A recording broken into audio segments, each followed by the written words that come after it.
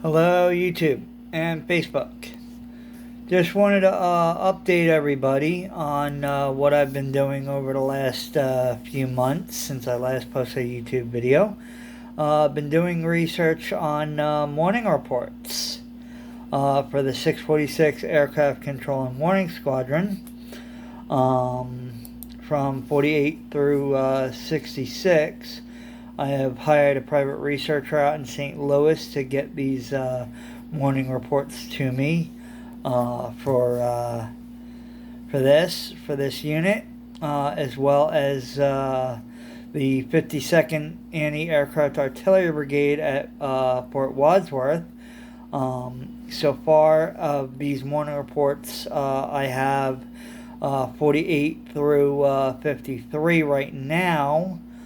On this of the 646 Aircraft Control and Warning Squadron, and 52 to 54 for the 52nd Anti-Aircraft Artillery Brigade at Fort Wadsworth.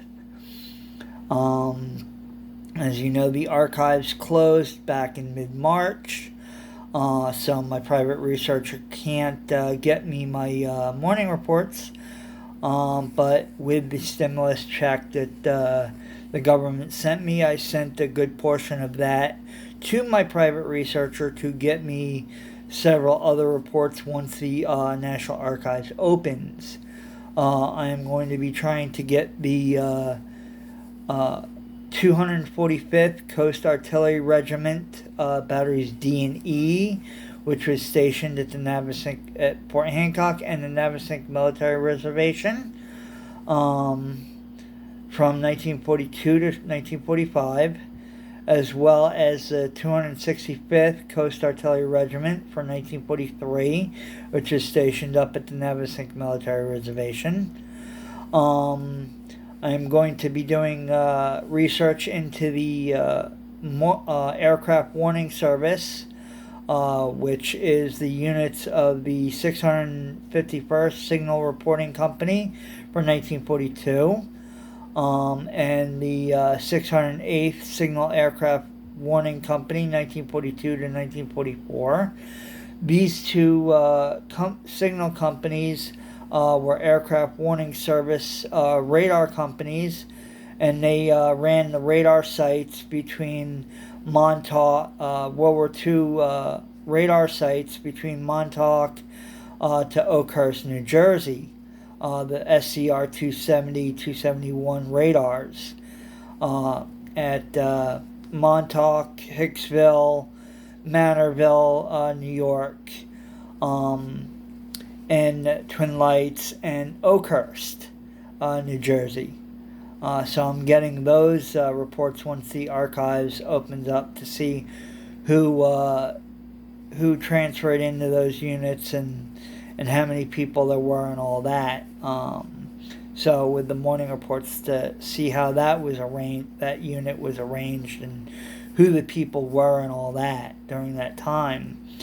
In addition to that, I am also going to be doing some more research into the morning reports of the Highlands Army Air Defense Site of the 1st/51st Air Defense Artillery Regiment from 71 to 73, the 3/51st Air Defense Artillery Regiment 72 to 73, the 16th Air Defense Artillery Group 73 to 74, and the 19th Air Defense Artillery Group 64 to 67, as well as the 1262nd U.S. Signal Missile Master Support Detachment at Highlands from 60 to 65. So I will be doing morning report researches on those units once the archives, National Archives opens up. So that's what I've been doing lately. And mostly I've been focusing on the 646 Aircraft Control and Warning Squadron for 48 and 49, and I've been going over their monthly morning reports, and creating Microsoft Excel spreadsheets and monthly unit rosters for all the lash up sites during 48 and 49 for this unit. And so the 640, what I found from the initial 503rd Aircraft Control and Warning Group unit histories from the Air Force Historical Research Agency, their unit histories and supporting documents mention that the 646 Control and Warning Squadron ran the lash up detachments during this time period at Montauk, Roslyn, Twin Lights, and Palermo, as well as Santini. And through the morning reports, I found out that they had detachments, overflow personnel detachment at Fort Hancock and at Fort Custis, Virginia, from essentially November 48th through March 30th, 1949, which turned into the 672nd Aircraft Control and Warning Squadron at Fort Custis, Virginia. So for a few months, the 646 opened up Fort Custis after World War II, and set up the 672nd AC&W Squadron in 48-49 time frame. So interesting to see from the morning reports that really weren't mentioned in the initial morning unit histories from the Air Force. So things you find out in morning reports, quite interesting. A lot of little details and that. And so I've set up my Microsoft Excel with in a monthly format of gains and losses of personnel and commanders of each detachment. So I've got a Microsoft Excel for Montauk. I've got a Microsoft Excel spreadsheet for Roslyn. I've got one for Twin Lights. I've got one for Palermo, Santini, for Camp Kilmer, New Jersey, that they briefly had people at in 48, and Palermo, New Jersey, as well as the Santini lash up site in 48-49 time frame, and even in the 50 at Mitchell Air Force Base. The Santini section briefly had a small section there.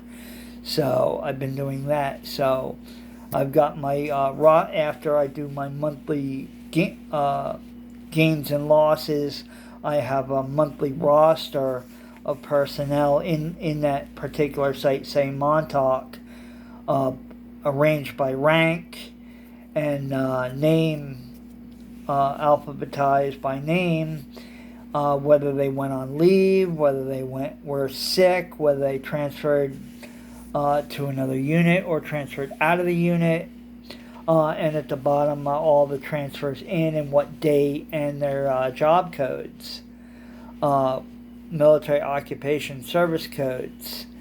And I found out through morning reports that the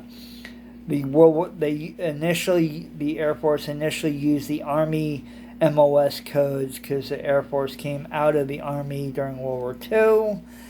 And so after March 1950 to July 1950, they changed all their service code, their MOS 3 or 4 digit service code numbers to a 5 or 6 digit Air Force service code after that. So I'm going to be working on that, seeing their jobs, whether they were in operations, whether they were admin people, whether they were supply and cooks, whether they were motor pool maintenance. So with the morning reports, I can break down how many people were in each department, when and where, which is really, really interesting, and it really gives more detail. I can create more of a narrative of these various lash-up sites and how they operated in addition to the various exercises such as Operation Lookout and several other operations that took place in the late 40s, early 50s, and that are mentioned in the Operation Unit Histories that I've been researching. So, also just before this, I also got the full unit histories of the Continental Air Command from 48 to 1950. The Continental Air Command took over the National Air Defense Command and made the Air Defense Command a subordinate unit and combined it with the Tactical Air Command.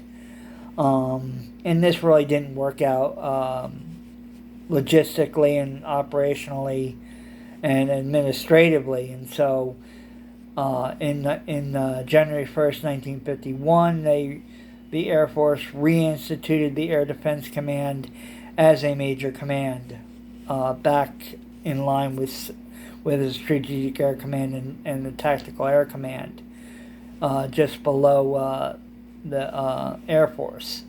So these are your three major commands in the Cold War. It was Air Defense Command, Strategic Air Command, and Tactical Air Command. So going over those unit histories, as well as the morning reports and operations, operation unit histories and all that, to create a more narrative of the air defense of New York City, and how that ran. And so with this, I can find out what units were in the New York area, how many personnel, by month, by name, by service code, that type of thing. So if I wanted to research, a particular month and at the Highlands Air Force Station, I can just go to my spreadsheet and, just do a quick search of a particular name and that. So it's also really helpful with genealogy. Once I get done with this, I'd like to donate a copy of the morning reports to the Monmouth County Park System, Monmouth County Historical Society, and the Air Force Radar Museum out in Ohio. So I will be doing that briefly. Once I get done with the morning reports and my Excel spreadsheets. So people asking the Monmouth County Park System or the Historical Society about who was stationed up on the hill and when, they can just go into the computer, look it up on the spreadsheet and by year and month and unit, and you get a name and how long they were there for. So it really helps with that. And also I can track all the commanding officers, when they came in and that. And I plan on having my researcher for hire get the all the service commanding officers service files, individual service files, or personnel service file from St. Louis once that opens too. So that's about 13 commanding officers for the 646 Aircraft Control and Warning Squadron from 48 to 66. And I plan on doing a career biography on them. So that also helps, I think, with the morning reports, the service files, and the unit histories and the supporting documents to create a much more detailed history of the air defense in New York City. Who were the commanding officers, where they went to, what did they do, that type of thing. So that's what I've been working on, and I'm just essentially waiting for the National Archives to open up again, hopefully soon, when everything gets done with this lockdown, to open back up so I can get some more morning reports and some more documents. And with that, I'd like to get more documents from the National Archives in College Park on the aircraft warning service during 42 to 44 time frame, 45 time frame, in between the Highlands and that. So all the radar sites between Montauk and Palermo, New Jersey, and Cape May, and detail all that history. So that's an interesting history in and of itself, which deserves its own chapter and deserves to be told. So my research covering, essentially the air defense in New York City from 1940 to 1975. So it's really interesting to find these things out. Morning reports have a lot of information. They're really good for genealogists also. I'd like to recommend the Dear Myrtle for those genealogists out there. The Dear Myrtle YouTube channel. You can just Google her on YouTube. She's got a lot of stuff and does every Monday and Wednesday she does genealogy videos, so things of that nature. So things I can possibly use to tie in with my research and augment it and make it better, more detailed. So that's what I've been working on. So, the various sites, of the 646, Montauk, Santini, Lash Up site, Roslyn Air Force Station, Twin Lights, and Palermo, and that. So it's just something I'm working on right now. So everybody please like, subscribe, and share, and I'll see you in the next video. Bye.